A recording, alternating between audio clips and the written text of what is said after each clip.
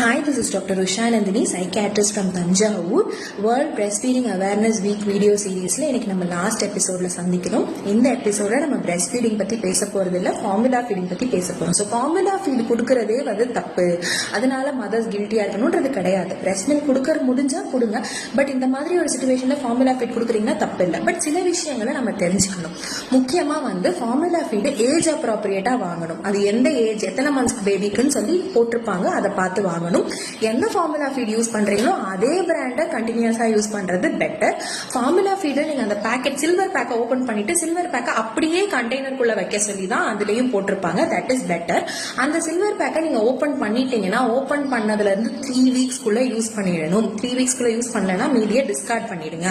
Number of scoops age அப்ராப்ரியேட்டா, number of ml of water age அப்ராப்ரியேட்டா use பண்ணுங்க. இல்லைன்னா ஊட்டச்சத்து குறைஞ்சிரும். ரொம்ப தண்ணியா கொடுத்தாலும் கெட்டியா கொடுத்தாலும் கெடுதல்.